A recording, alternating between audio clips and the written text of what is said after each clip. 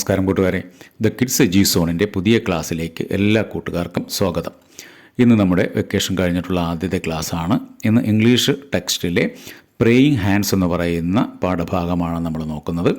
ചില സ്കൂളിലൊക്കെ ഇത് വെക്കേഷന് മുമ്പ് തന്നെ പഠിപ്പിച്ചിട്ടുണ്ടാകും. അപ്പോൾ നിങ്ങളുടെ സ്കൂളിൽ ഇപ്പോൾ പഠിപ്പിക്കുന്ന പാഠഭാഗം ഒന്ന് കമൻറ്റ് ചെയ്യുക. അതനുസരിച്ച് ഞങ്ങൾ പുതിയ ക്ലാസ്സുകൾ അപ്ലോഡ് ചെയ്യുന്നതായിരിക്കും. ഇന്ന് നമ്മൾ നോക്കുന്നത് പ്രേയിങ് ഹാൻഡ്സ് ആണ്. അപ്പോൾ നമുക്ക് പാഠഭാഗത്തിലേക്ക് പോകാം. അപ്പോൾ പാഠത്തിൻ്റെ ഇൻട്രൊഡക്ഷനിൽ തന്നിരിക്കുന്ന വായിച്ച് നോക്കിയേ. Have you ever wondered about the stories behind famous paintings? Here is A story about the classical painting praying hands. അല്ലേ, നമ്മുടെ ചാപ്റ്ററിൻ്റെ പേര് പ്രേയിങ് ഹാൻഡ്സ് എന്ന് പറയുന്ന ഒരു ഫേമസ് പെയിൻറ്റിംഗ് ആണ്. അതിനെക്കുറിച്ച് നമുക്ക് പറയാം. ഇവിടെ എന്താ ചോദിച്ചിരിക്കുന്നത്? Have you ever wondered about the stories behind famous paintings? അല്ലേ, നിങ്ങൾ എപ്പോഴെങ്കിലും പ്രസിദ്ധങ്ങളായ പല ചിത്രങ്ങളുടെയും പിറകിലുള്ള കഥകളെക്കുറിച്ച് ആലോചിച്ചിട്ടുണ്ടോ എന്നാണ്. അല്ലെങ്കിൽ അതിനെ അങ്ങനെ ഓർത്ത് അത്ഭുതപ്പെട്ടിട്ടുണ്ടോ, ഈ ചിത്രം എന്തുകൊണ്ടായിരിക്കും എങ്ങനെ ഉണ്ടായത്? അല്ലേ, ഇപ്പം നമുക്കറിയാം പല വിഖ്യാത സൃഷ്ടികളുടെയും, അതിപ്പോൾ സിനിമയായാലും നോവലായാലും പെയിൻറ്റിങ് ആയാലും അല്ലേ, കഥയോ കവിതയോ എന്തായിക്കൊള്ളട്ടെ, മിക്ക വിഖ്യാത സൃഷ്ടികളുടെയും പിറകിൽ അതിമനോഹരമായ ചില കഥകളുണ്ടായിരിക്കും. അതുപോലൊരു കഥയാണ് ഈ പ്രേയിങ് ഹാൻഡ്സ് എന്ന് പറയുന്ന ചിത്രത്തിന് പിന്നിലും ഉള്ളത്. അതാണ് ഈ ചാപ്റ്ററിനകത്ത് പറയുന്നത്. ഓക്കെ, ശരിക്കും ഈ പ്രേയിങ് ഹാൻഡ്സ് എന്ന് പറയുന്ന പെയിൻറ്റിങ്, ഈ ചിത്രം എന്ന് പറയുന്നത് ഓൾബ്രെക്റ്റ് ഡ്യൂറർ എന്ന് പറയുന്ന ഒരു ജർമ്മൻ പെയിൻറ്ററുടെ, ഒരു ജർമ്മൻ മാത്തമാറ്റീഷ്യനും ചിത്രകാരനും ഒക്കെ ആയിട്ടുള്ള ഒരു ഓൾബ്രെക്റ്റ് ഡ്യൂറർ എന്ന് പറയുന്ന പെയിൻറ്ററുടെ ചിത്രമാണ്. ആ ചിത്രത്തിൻ്റെ പിന്നിലെ കഥയാണ് എന്ത് ചെയ്തിരിക്കുന്നത്, ഇവിടെ പറഞ്ഞിരിക്കുന്നത്. 1471 എന്ത് ചെയ്തത്, ജർമ്മനിയിൽ ജനിച്ച ഒരു ചിത്രകാരനാണ് അദ്ദേഹം. അദ്ദേഹത്തിൻ്റെ പ്രസിദ്ധമായ ഒരു പെയിൻറ്റിംഗ് ആണ് ഈ പ്രേയിങ് ഹാൻഡ്സ് എന്ന് പറയുന്നത്. അതുപോലെ തന്നെ ആഡം ആൻഡ് ഈവ് എന്ന് പറയുന്ന മറ്റൊരു പ്രസിദ്ധമായ ചിത്രവും അദ്ദേഹത്തിൻ്റെതായിട്ടുണ്ട്. അപ്പോൾ ഏതായാലും നമുക്ക് പാഠത്തിൽ പറഞ്ഞിരിക്കുന്ന യൂണിറ്റിൽ പറഞ്ഞിരിക്കുന്ന കഥ എന്താണെന്ന് നോക്കാം. Okay. Back in the 15th century, in a tiny village in Germany, lived the Dürer family with 18 children. Yes, 18. Just to keep food on the table for this big family, the father, who was a goldsmith by profession, worked for almost 18 hours a day. He also took on any other paying job he could find in the neighborhood. അല്ലേ, തുടക്കം എങ്ങനെ പറഞ്ഞിരിക്കുന്നത്? Back in the 15th century, അല്ലേ, 15ാം നൂറ്റാണ്ടിൽ. 15th century 1401 മുതൽ 1500 വരെയുള്ള കാലഘട്ടമാണ് 15th century എന്ന് പറയുന്നത്. നമ്മളിപ്പോൾ ഏത് സെഞ്ചുറിയാണ്? 21st സെഞ്ചുറിയാണ്, അല്ലേ. 2001 മുതൽ 2100 വരെ നമ്മൾ 21ാം നൂറ്റാണ്ടിൽ ഏകദേശം ഒരു 10-24 വർഷം ആയിക്കഴിഞ്ഞു. അപ്പോൾ ഇത് ഇവിടെ പറയുന്നത് 15ാം നൂറ്റാണ്ടിലെ ഒരു കാര്യമാണ്. 1471 മുതൽ 1528 വരെയാണ് നമ്മുടെ ചിത്രകാരനായിട്ടുള്ള ആര്, ഓൾബ്രെക്റ്റ് ഡ്യൂറർ എന്ന് പറയുന്ന ചിത്രകാരൻ ജീവിച്ചിരുന്നത്. അപ്പോൾ ആ സമയത്തെ ഒരു കാര്യമാണ് പറയുന്നത്. Back in the 15th century in A tiny village in Germany, അല്ലേ, ജർമ്മനിയിലെ ഒരു ചെറിയ ഗ്രാമത്തിൽ lived the Dürer family with 18 children. The Dürer family, അല്ലേ, ദ ഡ്യൂറർ ഫാമിലി, ആ ഡ്യൂറർ കുടുംബം, ആൽബർട്ട് ഫ്രച്ചും അദ്ദേഹത്തിൻ്റെ സഹോദരന്മാരും ഒക്കെ അടങ്ങുന്ന, അച്ഛനും അമ്മയൊക്കെ അടങ്ങുന്ന കുടുംബം ജീവിച്ചിരുന്നു. എത്ര മക്കളുണ്ടായിരുന്നു? 18 ചിൽഡ്രൻ, 18 മക്കൾ, അല്ലേ. യെസ്, 18. എന്നിട്ട് നോക്കിയേ, 18 മക്കൾ. ഒരു എക്സ്ക്ലമേഷൻ മാർക്ക് കൊടുത്തിട്ടുണ്ട്. സാധാരണഗതിയിൽ ഇപ്പോൾ നമ്മുടെ വീട്ടിലൊക്കെ ആണെങ്കിൽ 2-3 കുട്ടികളൊക്കെയാണ്, 2 കുട്ടികളാണ് മാക്സിമം. അന്ന് അദ്ദേഹത്തിൻ്റെ കുടുംബത്തിൽ 18 മക്കളുണ്ടായിരുന്നു, അല്ലേ. അതുകൊണ്ടാണ് എക്സ്ക്ലമേഷൻ മാർക്ക് കൊടുത്തിരിക്കുന്നത്. ഓക്കെ. അപ്പോൾ ഈ 18 മക്കളുള്ള കുടുംബത്തിൻ്റെ ഭക്ഷണത്തെക്കുറിച്ച് എന്താ പറഞ്ഞിരിക്കുന്നത്? Just keep food on the table for his big family, അല്ലേ. ഈ വലിയ കുടുംബത്തിൻ്റെ തിന്മേശയിൽ എന്തെത്തിക്കണം? ഭക്ഷണം എത്തിക്കണം. അതൊരു വലിയ ടാസ്ക്കാണ്. The father who was a goldsmith by profession, അല്ലേ. അദ്ദേഹത്തിൻ്റെ അച്ഛൻ, ആൽബ്രെക്റ്റ് ഡ്യൂററുടെ അച്ഛൻ, അദ്ദേഹത്തിൻ്റെ അച്ഛൻ്റെ പേരും എന്ത് തന്നെയായിരുന്നു ശരിക്കും? ആൽബ്രെക്റ്റ് എൽഡർ എന്നാണ് പല ഇതിലും കാണുന്നത്. ശരിക്കുള്ള പേര് ആൽബ്രെക്റ്റ് അജോസി എന്നും പറയുന്നുണ്ട്. എന്തായിരുന്നാലും നമ്മുടെ ആൽബ്രെക്റ്റ് ഡ്യൂററിൻ്റെ അച്ഛൻ, അദ്ദേഹം ആരായിരുന്നു? ബൈ പ്രൊഫഷൻ, അദ്ദേഹത്തിൻ്റെ തൊഴിലെന്ന് പറയുന്നത് ഗോൾഡ് സ്മിത്ത് എന്ന് പറഞ്ഞാൽ സ്വർണ്ണപ്പണിക്കാരൻ. അദ്ദേഹം ഒരു സ്വർണ്ണപ്പണിക്കാരനായിരുന്നു. Worked for almost 18 hours a day. ഇപ്പോൾ ഈ 18 മക്കൾക്കുള്ള ഈ കുടുംബത്തിന് ആഹാരം എത്തിക്കുന്നതിന് വേണ്ടിയിട്ട് അദ്ദേഹം ഏകദേശം, അല്ലേ, എല്ലാ ദിവസവും ഓരോ ദിവസവും 18 മണിക്കൂറോളം അദ്ദേഹം എന്ത് ചെയ്യുമായിരുന്നു? പണിയെടുക്കുമായിരുന്നു, തൻ്റെ ആലയിൽ പണിയെടുക്കുമായിരുന്നു. ഓക്കെ. കൂടാതെ he also took on any other paying job he could find in the neighbourhood. അപ്പോൾ ആലയിലുള്ള സ്വർണ്ണപ്പണി മാത്രമല്ല, മറ്റെന്തെങ്കിലും ജോലി ആ അയൽപക്കത്ത്, ആ നൈബർഹുഡ്, അല്ലേ, അവിടെ അയൽപക്കത്ത് ആ പ്രദേശത്ത് ലഭിക്കുന്ന പേയിങ് ജോബ് എന്നാണ് പറഞ്ഞിരിക്കുന്നത്. He also took on any other paying job, അല്ലേ, സമ്പാദിക്കാൻ പറ്റുന്ന അല്ലെങ്കിൽ പൈസ കിട്ടുന്ന ഏത് ജോലി എടുക്കുന്നതിനും അദ്ദേഹത്തിന് ഒരു മടിയുമില്ലായിരുന്നു എന്നർത്ഥം. Despite their hopeless condition, 2 of the older children, Albrecht and Albert had a dream. അപ്പോൾ ഇത്രയും വലിയ ദാരിദ്ര്യത്തിലാണ് അല്ലെങ്കിൽ വളരെ മിസറബിൾ കണ്ടീഷനാണ് ആ കുടുംബം കഴിഞ്ഞിരുന്നത് എങ്കിലും despite of their hopeless condition, അല്ലേ, യാതൊരു പ്രതീക്ഷയുമില്ല ജീവിതത്തിൽ, അല്ലേ, പുരോഗതിയെക്കുറിച്ചോ മറ്റൊന്നിനെക്കുറിച്ചോ, കുടുംബം ദാരിദ്ര്യത്തിലാണ് ജീവിക്കുന്നത്, മറ്റൊരു പ്രതീക്ഷയുമില്ലായിരുന്നു എങ്കിലും 2 ഓഫ് ദ ഓൾഡർ ചിൽഡ്രൻ, അല്ലേ, മുതിർന്ന 2 കുട്ടികൾ അല്ലെങ്കിൽ മൂത്ത 2 കുട്ടികൾ, ആരൊക്കെ? ആൽബ്രക്റ്റ് ആൻഡ് ആൽബർട്ട്. നമ്മുടെ ആൽബ്രക്റ്റ് ഡ്യൂററും അദ്ദേഹത്തിൻ്റെ സഹോദരനായിട്ടുള്ള ആൽബർട്ട് ഡ്യൂററും. അവർക്ക് 2 പേർക്കും എന്തുണ്ടായിരുന്നു? Had a dream. അവർക്കൊരു സ്വപ്നമുണ്ടായിരുന്നു. എന്തായിരുന്നു അവരുടെ സ്വപ്നം? അവരുടെ സ്വപ്നം എന്തായിരുന്നു? They both wanted to pursue the talent for art. 2 പേർക്കും ഒരു ആഗ്രഹം ഉണ്ടായിരുന്നു, തങ്ങളുടെ കലയിലുള്ള കഴിവ് എന്ത് ചെയ്യുക, അതിനെ പെർസ്യൂ ചെയ്യുക. പെർസ്യൂ ചെയ്യുക എന്ന് പറഞ്ഞാൽ ചേസ് ചെയ്യുക എന്നാണ് അർത്ഥം. അതായത് നമ്മുടെ ഒരു സ്വപ്നത്തെ പിന്തുടരുക എന്നൊക്കെ നമ്മൾ പറയുക, ആഗ്രഹത്തെ പിന്തുടരുക. അപ്പോൾ പിന്തുടരുക എന്നുള്ളതാണ് പെർസ്യൂ എന്ന് പറയുന്ന വാക്കിൻ്റെ അർത്ഥം. They both wanted to pursue the talent for art, അല്ലേ, എന്തിനെ പിന്തുടരാനാണ് അവർ ആഗ്രഹിച്ചിരുന്നത്? തങ്ങൾക്ക് കലയിലുള്ള തങ്ങളുടെ കഴിവ്, ടാലൻറ്റ്, കഴിവ്, ആ കഴിവിനെ പിന്തുടർന്ന് ഒരു കലാകാരന്മാരായി മാറുക എന്നതായിരുന്നു ആ 2 കുട്ടികളുടെയും ആഗ്രഹം, അല്ലേ. പക്ഷേ എന്താ സംഭവിച്ചത്? But they knew that their father would never be able to send them to study at the academy. അപ്പോൾ ഈ കലകളൊക്കെ പഠിപ്പിക്കുന്ന അക്കാഡമിയിൽ, അന്ന് ജർമ്മനിയിലുണ്ടായിരുന്ന ആർട്ട് അക്കാഡമിയിലേക്ക് തങ്ങളെ 2 പേരെയും പഠിപ്പിക്കുവാൻ എന്തായാലും അച്ഛന് കഴിയില്ല. കാരണം അച്ഛൻ വളരെ ദാരിദ്ര്യത്തിലാണ്, അല്ലേ, മക്കൾക്കുള്ള ഭക്ഷണം ഉണ്ടാക്കാൻ തന്നെ അച്ഛൻ വളരെ കഷ്ടപ്പാടാണ്. അപ്പോൾ അതുകൊണ്ട് തന്നെ but they knew that their father would never be able to send, തങ്ങളെ അക്കാഡമിയിലേക്ക് അയച്ച് പഠിപ്പിക്കാൻ ഒരിക്കലും അച്ഛന് കഴിയുമായിരുന്നില്ല എന്ന് ആ കുട്ടികൾക്ക് അറിയാമായിരുന്നു. എന്നാലും ആ കുട്ടികൾ എന്ത് ചെയ്തില്ല? തങ്ങളുടെ ആഗ്രഹം, അല്ലെ, തങ്ങളുടെ സ്വപ്നം വിട്ടുകളയാൻ ഒരുക്കമായിരുന്നില്ല. അവർ പല വഴികളുമൊക്കെ ആലോചിച്ചു. എന്താ പറഞ്ഞിരിക്കുന്നത് നോക്കിയേ. After many long discussions the 2 boys finally worked out a pact. They would toss a coin. The loser would go down into the nearby mines. അവസാനം കുറേ ചർച്ചകൾക്ക് ശേഷം എങ്ങനെ, അല്ലേ, എന്ത് ചെയ്യാം, എങ്ങനെ അക്കാഡമിയിൽ പോയി പഠിക്കാൻ പറ്റും, സാമ്പത്തികം, അതിനുള്ള പൈസ എങ്ങനെ ഉണ്ടാക്കാം എന്നതിനെക്കുറിച്ചൊക്കെ വളരെ നീണ്ട ചർച്ചകൾക്ക് ശേഷം, after many long discussions the 2 boys finally worked out a pact. ആ 2 കുട്ടികളും കൂടെ എന്ത് ചെയ്തു? ഒരു പാക്ട് എന്ന് പറഞ്ഞാൽ ഒരു എഗ്രിമെൻറ്റ്, ഒരു കരാറുണ്ടാക്കി, അല്ലേ. 2 പേരും കൂടെ ഒരു സൊല്യൂഷൻ കണ്ടുപിടിച്ചു. എന്താ solution? They would toss a coin. എന്ത് ചെയ്യുക? നമ്മൾ കണക്കാണ്, അല്ലെ, എന്തെങ്കിലുമൊക്കെ സംശയം വരുമ്പോൾ അല്ലെങ്കിൽ തർക്കം വരുമ്പോൾ എന്നാൽ നമുക്ക് ടോസ് ഇടാം എന്ന് പറയും, അല്ലെ. നമ്മളൊരു നാണയം എടുത്ത് ഇങ്ങനെ ടോസ് ചെയ്യണം, ഹെഡ് അല്ലെങ്കിൽ ടെയിൽ എന്ന് പറഞ്ഞിട്ട് ടോസ് ചെയ്യും. ഇവിടെ കുട്ടികളും അത് തന്നെ തീരുമാനിച്ചു. They would toss a coin. അവരെന്ത് ചെയ്യും? ഒരു കോയിൻ ടോസ് ചെയ്യും. The loser would go down into the nearby mines. എന്ത് ചെയ്യണം? ലൂസർ, അല്ലേ, ഒരാൾ ഹെഡോ ടെയിലോ വിളിക്കുന്നു, ടോസ് വീഴാത്ത ആൾ, അതാണ് ദ ലൂസർ എന്നതുകൊണ്ട് ഉദ്ദേശിക്കുന്നത്. The loser would go down into the nearby mines. അവിടെ ആ ഗ്രാമത്തിലെ ആൾക്കാരൊക്കെ പണിയെടുക്കുന്ന മൈൻ, അല്ലേ, ഖനി, ആ സ്വർണ്ണ ഖനി, അവിടേക്ക് പണിക്കായിട്ട് പോകണം. സ്വാഭാവികമായിട്ടും ഖനിയിൽ പണിയെടുക്കാൻ പോകുമ്പോൾ അവിടെ നിന്ന് എന്ത് കിട്ടും? കൂലി കിട്ടും, പൈസ കിട്ടും. അങ്ങനെ അതിനുള്ള ഒരു സൊല്യൂഷൻ നോക്കാം. എന്താ പറഞ്ഞിരിക്കുന്നത് നോക്കൂ. His earnings would support his brother to study at the academy. അപ്പോൾ ആരാണോ അവിടെ ഖനിയിലേക്ക് പണിക്ക് പോകുന്നത് അയാൾക്ക് പൈസ കിട്ടും, അയാൾക്ക് വേതനം കിട്ടും. ആ പൈസ സഹോദരന്, അല്ലേ, ടോസ് കിട്ടിയ ആളുണ്ടല്ലോ, അയാളെ സപ്പോർട്ട് ചെയ്യണം അക്കാഡമിയിൽ പോയി പഠിക്കാൻ വേണ്ടി. അപ്പോൾ ഒരു സഹോദരന് മാത്രമേ പഠിക്കാൻ പോകാൻ പറ്റുള്ളൂ എന്നർത്ഥം. അങ്ങനെ 2 പേരും കൂടെ ഒരു തീരുമാനത്തിലെത്തി. ടോസ് ആർക്കാണ് വീഴുന്നത് നോക്കാമെന്ന് പറഞ്ഞു അക്കാഡമി.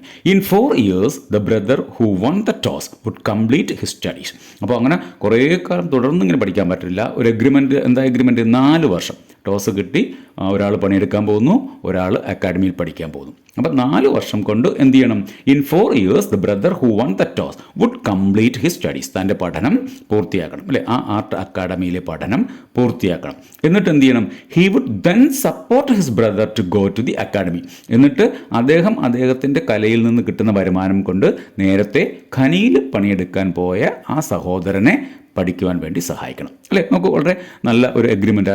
തങ്ങളുടെ കലയെ വിട്ടുകളയാൻ വിട്ടുകളയാൻ സാധിക്കാതിരുന്ന കുട്ടികൾ 2 പേരും കൂടെ ചേർന്നെടുത്ത ഒരു തീരുമാനമാണ്, അല്ലേ. ഒരാൾ ആദ്യം പണിക്ക് പോകുന്നു, അടുത്തയാൾ പഠിക്കാനായിട്ട് പോകുന്നു. അത് കഴിയുമ്പോൾ പഠിക്കാൻ പോയ ആളുടെ പൈസയ്ക്ക് എന്ത് ചെയ്യുന്നു? നേരത്തെ പണിയെടുക്കാൻ പോയ ആൾ അക്കാഡമിയിൽ പഠിക്കും. അപ്പോൾ ചിലപ്പോൾ ഈ അക്കാഡമിയിൽ പോയി പഠിച്ച് ആ കല കൊണ്ട് മാത്രം സമ്പാദിക്കാൻ പറ്റിയില്ലെങ്കിൽ എന്ത് ചെയ്യേണ്ടി വരും? തൻ്റെ സഹോദരൻ്റെ തുടർന്നുള്ള പഠനത്തിന് വേണ്ടി നേരത്തെ അക്കാഡമിയിൽ പഠിച്ച ആൾ, ഇഫ് നെസസറി, ആവശ്യമാണെങ്കിൽ അയാളും ചിലപ്പോൾ ഖനിയിൽ പണിയെടുക്കേണ്ടതായിട്ട് വരും. അപ്പോൾ എന്തായാലും ഇങ്ങനെ ഒരു കരാറൊക്കെ ഉണ്ടാക്കി 2 സഹോദരന്മാർക്കും അത് സമ്മതമായി.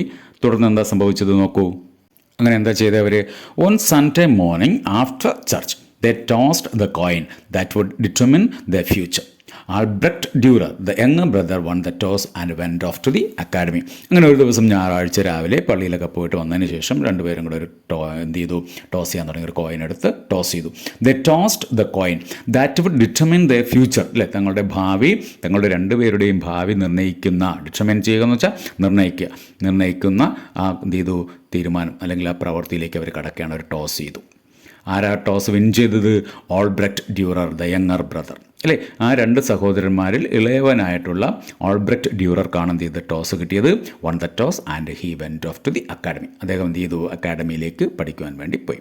Albert went down into the dangerous mines and for the next 4 years supported his brother. അല്ലേ, അവർ തങ്ങളിൽ ഉണ്ടാക്കിയ കരാറ് പോലെ തന്നെ, എഗ്രിമെൻ്റ് പോലെ തന്നെ മൂത്തവനായിട്ടുള്ള ആൽബർട്ട് എന്ത് ചെയ്തു?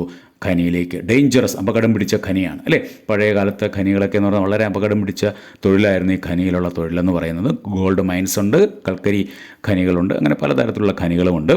അവിടേക്ക് പണിയെടുക്കാൻ വേണ്ടി പോവുകയാണ്. അപ്പോൾ സഹോദരൻ്റെ സഹായത്തോടുകൂടി നമ്മുടെ ആൽബ്രക്റ്റ് ഡ്യൂറർ എന്ത് ചെയ്യുകയാണ്? അക്കാഡമിയിൽ പോയി പഠിക്കുകയാണ്. അവിടുത്തെ പഠനത്തോടൊപ്പം തന്നെ അദ്ദേഹത്തിന് എന്ത് ചെയ്തു? വളരെ പെട്ടെന്ന് തന്നെ പേരെടുക്കാൻ വേണ്ടി പെട്ടെന്ന് തന്നെ അദ്ദേഹം അവിടെ ഫേമസ് ആയി. എന്താ പറഞ്ഞിരിക്കുന്നത് നോക്കിയേ. Albrecht's works at the academy was almost an immediate sensation. വളരെ പെട്ടെന്ന് തന്നെ സെൻസേഷൻ നമ്മൾ പറയാറുണ്ടല്ലേ, ഒരു പാട്ടൊക്കെ പെട്ടെന്ന് സെൻസേഷനായി എന്ന് പറഞ്ഞാൽ എന്താ? പെട്ടെന്ന് എല്ലാവരുടെയും ശ്രദ്ധ ആകർഷിക്കുന്ന രീതിയിലേക്ക് ആരുടെ ചിത്രരചന അല്ലെങ്കിൽ ആരുടെ കലാ അഭ്യാസം മാറി? ആൽബ്രക്റ്റ് ഡ്യൂററുടേത് മാറി.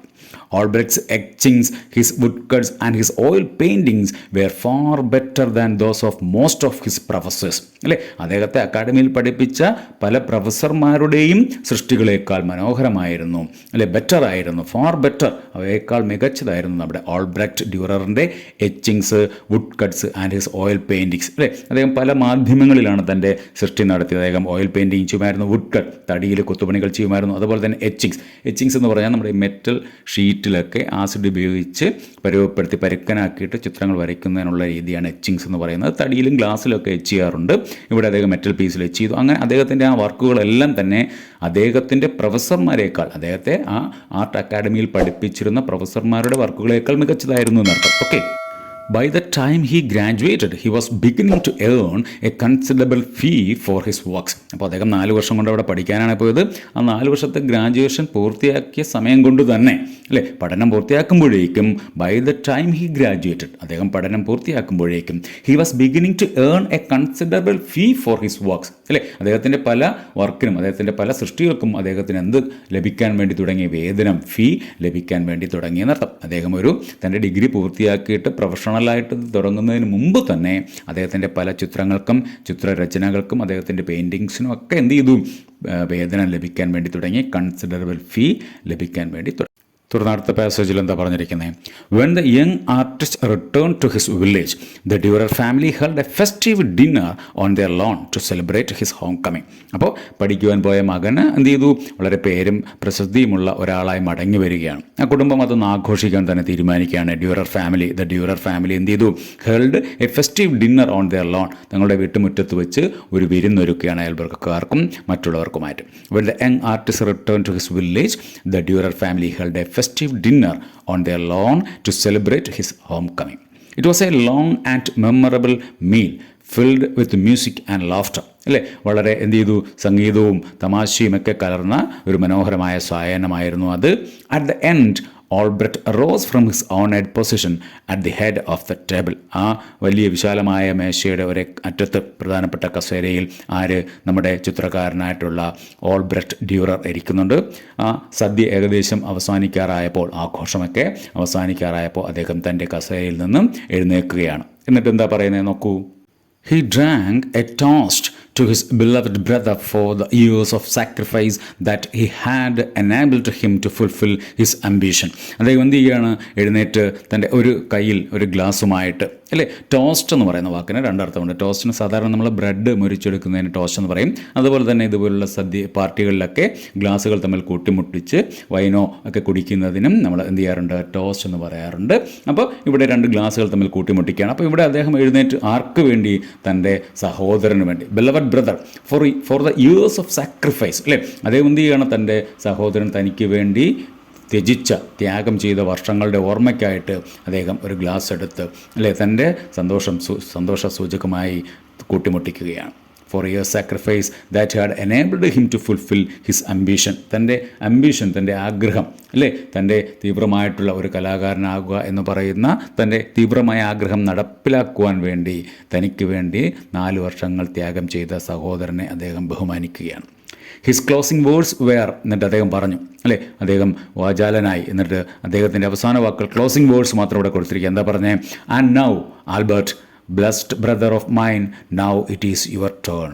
അല്ലയോ പ്രിയപ്പെട്ട സഹോദര, ബ്ലസ്ഡ് ബ്രദർ ഓഫ് മൈൻ, അല്ലേ, എൻ്റെ അനുഗ്രഹീതനായ സഹോദരൻ. അതായത് സ്വന്തം സഹോദരന് വേണ്ടിയാണെങ്കിൽ പോലും 4 വർഷം ത്യാഗം ചെയ്യുവാൻ സന്മനസ് കാണിച്ച ആൽബർട്ട് എന്ന് പറയുന്ന എൻ്റെ പ്രിയപ്പെട്ട സഹോദര, now it is your turn, അല്ലേ, ഇനി നിൻ്റെ ഊഴമാണ്. ഇറ്റ് ഈസ് യുവർ ടേൺ, അല്ലേ, ഇനി നിൻ്റെ ഊഴമാണ്. നേരത്തെ അവർ പറഞ്ഞ കരാർ അനുസരിച്ച് അടുത്ത 4 വർഷം നിൻ്റെ ഊഴമാണ്, അല്ലേ. Now you can go to the academy to pursue your dream and I will take care of you. അല്ലേ, ഇനി നിൻ്റെ ഊഴമാണ്. എന്താ നിൻ്റെ ഊഴം? Now you can go to the academy to pursue your dream. ഇനി നിനക്ക് നിൻ്റെ സ്വപ്നം പിന്തുടരുവാൻ, നിൻ്റെ സ്വപ്നത്തെ സാക്ഷാത്കരിക്കുവാൻ വേണ്ടി നിനക്ക് ആ അക്കാദമിയിൽ പോയി പഠിക്കുക. And I will take care of you. നിൻ്റെ കാര്യങ്ങളെല്ലാം, അല്ലേ, നിൻ്റെ പഠന ചിലവും മറ്റു ചിലവുകളെല്ലാം ഞാൻ നോക്കും. കാരണം എനിക്കിപ്പോൾ ഏണിങ്സിലെ ഫീ കിട്ടി തുടങ്ങിയിട്ടുണ്ട് എന്ന് പറഞ്ഞു. All heads turned in eager expectation to the far end of the table where Albert sat. എല്ലാവരുടെയും കണ്ണുകൾ, എല്ലാവരുടെയും ശ്രദ്ധ ആരിലേക്കായി? All heads turned in eager, ആകാംക്ഷയോടെ, അല്ലേ, ആകാംക്ഷയോടെ ആൽബർട്ട് എന്താണ് പറയുന്നത്, അല്ലെങ്കിൽ ആൽബർട്ടിൻ്റെ പ്രതികരണം എന്താണെന്ന് അറിയാൻ വേണ്ടി അവിടെ അവരെല്ലാവരും തങ്ങളുടെ തല തിരിച്ചു നോക്കി. ആൽബർട്ട് ഇരുന്ന ഭാഗത്തേക്ക് നോക്കി. Tears were streaming down his pale face.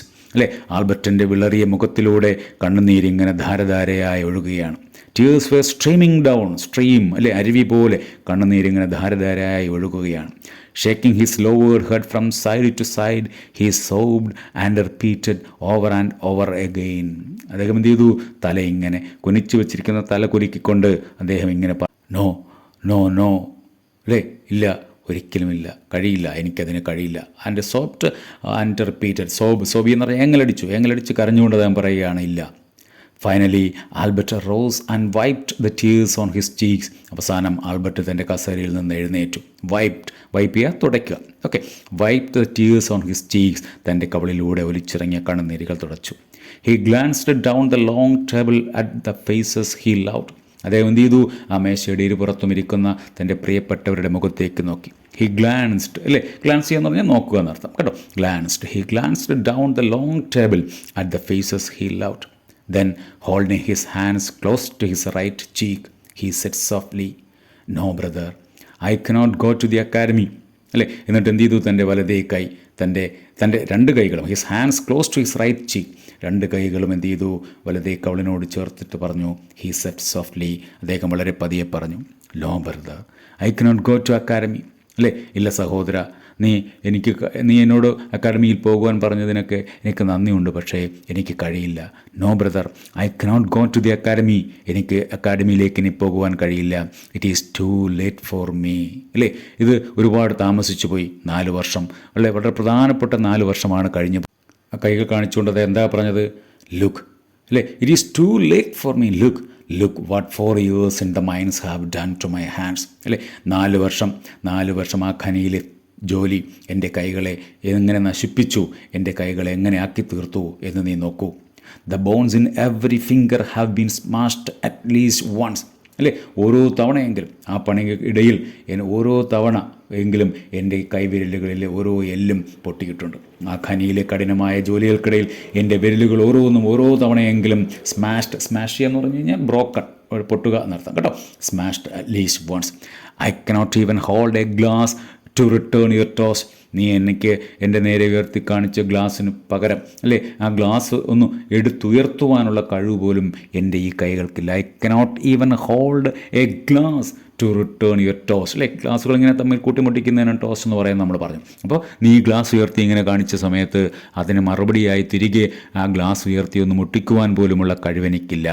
Much less make art on canvas with a pen or a brush. അല്ലേ, അപ്പോൾ അത് അങ്ങനെ പോലും കഴിവില്ലാത്ത എനിക്ക് ഒരു ക്യാൻവാസിൽ പേന കൊണ്ടോ ബ്രഷ് കൊണ്ടോ ചിത്രം വരയ്ക്കുകയോ, അല്ലേ, മറ്റു കലാ അഭിരുചികൾ പ്രകടിപ്പിക്കുകയോ ചെയ്യുക എന്ന് പറയുന്നത് അസാധ്യമാണ് എന്ന് പറഞ്ഞിട്ട് ആൽബർട്ട് വീണ്ടും കരയുകയാണ്.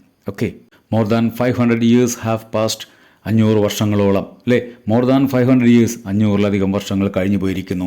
By now hundreds of Albrecht Dürer's masterful portraits, pen and silver point sketches, watercolours, charcoals, woodcuts and copper impressions hang in every great museum in the world. ലോകത്തിലെ വിവിധ സ്ഥലങ്ങളിലുള്ള ഏറ്റവും മികച്ച മ്യൂസിയങ്ങളിൽ ഓൾബ്രക്റ്റ് ഡ്യൂററിൻ്റെ വിഖ്യാതമായ ചിത്രങ്ങൾ, മാസ്റ്റർഫുൾ പോർട്രൈറ്റ്സിലെ ചിത്രങ്ങൾ, pen and silver point sketches, അദ്ദേഹം വരച്ച പേനയും അല്ലെങ്കിൽ ബ്രഷും കൊണ്ട് അദ്ദേഹം വരച്ച സ്കെച്ചുകൾ, വാട്ടർ കളർ ഉപയോഗിച്ച്, ചാർക്കോൾസ് കരിക്കട്ടകൾ ഉപയോഗിച്ച് അദ്ദേഹം വരച്ചത്, വുഡ്കസ് തടിയിൽ അദ്ദേഹം കൊത്തിയെടുത്തത്, ആൻഡ് കോപ്പർ ഇംപ്രഷൻസ് അല്ലേ, എച്ചിങ്സിനെ കുറിച്ച് നമ്മൾ പറഞ്ഞു അല്ലേ, എന്ത് ചെയ്തു, കോപ്പറിൽ അദ്ദേഹം കൊത്തിയെടുത്ത ചിത്രങ്ങൾ, ഇംപ്രഷനുകൾ എല്ലാം എന്ത് ചെയ്യുന്നുണ്ട്, ലോകത്തിലെ ഗ്രേറ്റ് മ്യൂസിയം അല്ലേ, ലോകത്തിലെ മഹത്തായ എല്ലാ മ്യൂസിയങ്ങളിലും നമുക്ക് കാണുവാൻ വേണ്ടി കഴിയും. ബട്ട് എന്നാൽ most people are familiar with only one of Albrecht Dürer's works. എന്നാൽ ലോകത്തിൻ്റെ വിവിധ സ്ഥലങ്ങളിലുള്ള മ്യൂസിയങ്ങളിലുള്ള പ്രധാനപ്പെട്ട വർക്കുകളൊക്കെ ഉണ്ടെങ്കിലും ആൾക്കാർക്ക് ഏറ്റവും കൂടുതൽ പരിചിതമായത്, ഫെമിലിയറായ ഒരു വർക്ക് എന്ന് പറയുന്ന ആൽബർട്ട് ഡ്യൂറസിൻ്റെ ഒരു വർക്കാണ്. എന്താണ് ആ വർക്ക്, അല്ലെങ്കിൽ ആ വർക്ക് എങ്ങനെയാണ് അദ്ദേഹം വരച്ചത് എന്നാണ് പറഞ്ഞിരിക്കുന്നത്. നോക്കിയേ. One day he decided to pay homage to his brother. ഒരു ദിവസം എന്ത് ചെയ്തു, നമ്മുടെ ആൽബ്രക്റ്റ് ഡ്യൂറർ തൻ്റെ സഹോദരനായ ആൽബർട്ടിന് ഒരു ഹോമേജ് എന്ന് പറഞ്ഞാൽ ആദരം, ഒരു ആദരവ് പ്രകടിപ്പിക്കുവാൻ തന്നെ തീരുമാനിച്ചു. അദ്ദേഹം എന്ത് ചെയ്തു, Albert for all that he had sacrificed അല്ലേ, ആൽബ്രക്റ്റിനെ സംബന്ധിച്ചിടത്തോളം തൻ്റെ കലാസബരിയിൽ മുന്നേറുവാൻ വേണ്ടി അദ്ദേഹം എന്ത് ചെയ്യുകയാണ്, സഹോദരൻ സ്വന്തം ജീവിതമാണ് ത്യജിച്ചത്.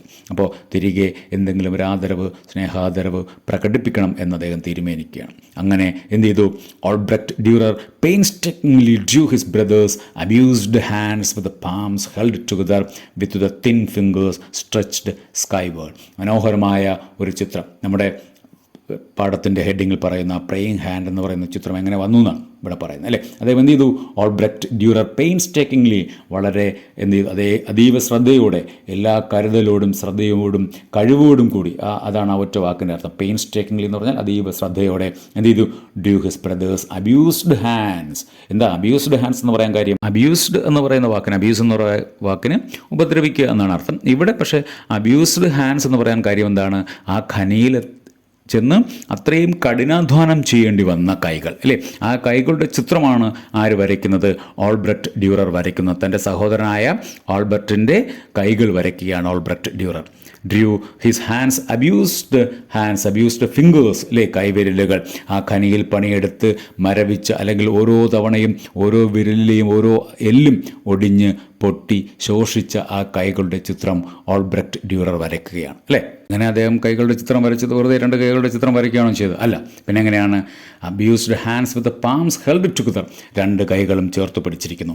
വിത്ത് തിൻ ഫിംഗേഴ്സ് സ്ട്രെച്ച്ഡ് സ്കൈവേർഡ് അല്ലേ, ആ മെല്ലിച്ച വിരലുകൾ, ആ തിൻ ഫിംഗേഴ്സ്, ആ മെല്ലിച്ച വിരലുകൾ എങ്ങോട്ടേക്ക്, സ്കൈവേർഡ് അല്ലേ, ആകാശത്തേക്ക് ചൂണ്ടുന്ന രീതിയിൽ, അതായത് പ്രാർത്ഥിക്കുന്ന, തൊഴുകുന്ന രീതിയിൽ രണ്ട് കൈകൾ ചേർത്ത് പിടിച്ചിരിക്കുന്ന മാതൃകയിൽ ഒരു ചിത്രം വരച്ചു. He called his powerful drawing simply hands അല്ലേ. അദ്ദേഹം എന്ത് ചെയ്യുകയാണ്, തൻ്റെ ഈ മനോഹരമായ ചിത്രത്തിനെ എന്ത് എന്ന് മാത്രം പേര് വിളിച്ചത്, ഹാൻഡ്സ്, കൈകൾ എന്ന് മാത്രമാണ് പേര് കൊടുത്തത്. But the world renamed his tribute of love as the praying hands. എന്നാൽ ലോകം ഈ ചിത്രം കണ്ട് തൻ്റെ സഹോദരനോടുള്ള സ്നേഹം മനസ്സിലാക്കിയ ലോകം, അല്ലെങ്കിൽ ദ വേൾഡ് എന്നിവിടെ ഉദ്ദേശിക്കുന്ന അദ്ദേഹത്തിൻ്റെ ആരാധകന്മാർ അല്ലേ, renamed his tribute of love, തൻ്റെ സഹോദരനോടുള്ള സ്നേഹത്തിൻ്റെ ട്രിബ്യൂട്ടായിട്ട്, ആദരമായിട്ട് അല്ലേ എന്ത് ചെയ്ത വരച്ച ആ ചിത്രത്തിനെ, ഹാൻഡ്സ് എന്ന് പറയുന്ന ചിത്രത്തിന് പേര് മാറ്റി വിളിച്ചു, റീനെയിംഡ്, പുനർനാമകരണം നടത്തി. എന്തായിട്ട്, ദ പ്രേയിങ് ഹാൻഡ്സ് അല്ലേ. Next time you see a copy of that touching creation, take a second look അല്ലേ. ഇനി എവിടെയെങ്കിലും ഒരിക്കൽ നിങ്ങൾക്ക് ഗൂഗിൾ സെർച്ച് ചെയ്ത് ഈ പാഠത്തിൽ തന്നെ ചിത്രം കൊടുത്തിട്ടുണ്ട്. അപ്പോൾ നിങ്ങൾ ആ ചിത്രം കാണുമ്പോൾ അല്ലേ, ഒരു രണ്ട് കൈകൾ വെറും കൈകളുടെ ചിത്രം മാത്രമാണ് എന്ന് കരുതി പോകാതെ എന്ത് ചെയ്യുക, the next time you see a copy of that touching creation, ഇത്രയും മഹത്തായ അല്ലേ ഹൃദയസ്പർശിയായ ഈ രചന, ഈ സൃഷ്ടിയെ നിങ്ങൾ കാണുമ്പോൾ ടേക്ക് എ സെക്കൻഡ് ലുക്ക്, ഒരിക്കൽ കൂടി ഒന്ന് അതിലേക്ക് സൂക്ഷിച്ച് നോക്കുക. നിങ്ങൾക്ക് അതിലെന്ത് കാണാൻ പറ്റും അല്ലേ, രണ്ട് സഹോദരന്മാരുടെ സ്നേഹം, അല്ലെങ്കിൽ ഒരാൾ മറ്റൊരാൾക്ക് വേണ്ടി ചെയ്ത ത്യാഗത്തിൻ്റെ പ്രതിഫലനം നിങ്ങൾക്ക് ആ ചിത്രത്തിൽ കാണാൻ പറ്റും അല്ലേ. ആ ചിത്രം കാണുമ്പോൾ നമ്മൾ ഒന്നുകൂടി ഓർമ്മിക്കേണ്ടതുണ്ട്, let's remember that no one ever makes it alone അല്ലേ. ഈ ലോകത്തിൻ്റെ അടിസ്ഥാന തത്വം എന്ന് പറയുന്നത് നമുക്കാർക്കും ഒരിക്കലും ഒറ്റയ്ക്കൊന്നും ചെയ്യാൻ കഴിയില്ല എന്ന മഹത്തായ സന്ദേശം ആ കൈകൾ, ആ ചിത്രം നമ്മെ ഓർമ്മിപ്പിക്കുന്നു. Let's remember that no one ever makes it alone. ഒരാൾക്കും ഒറ്റയ്ക്കൊന്നും ഈ ലോകത്ത് ചെയ്യാനാകില്ല അല്ലേ. അപ്പോൾ ഈ പാഠത്തിൻ്റെ വേർഡ് മീനിങ്ങും അതെല്ലാം കൂടെ ഉൾപ്പെടുത്തിയാണ് വീഡിയോ തയ്യാറാക്കിയിരിക്കുന്നത്. ഇതിന് കുറച്ച് ടെക്സ്റ്റൽ ക്വസ്റ്റ്യൻസും നമ്മുടെ എക്സസൈസും എല്ലാം ഉണ്ട്. അതെല്ലാം നമുക്ക് അടുത്ത വീഡിയോയിൽ ചെയ്യാം. അപ്പോൾ അടുത്ത വീഡിയോ ആയിട്ട് നമ്മൾ ഉടനെ തന്നെ കാണുന്നതാണ്. അതുവരെ എല്ലാ കൂട്ടുകാരും സുരക്ഷിതരായിരിക്കുക. Thank you.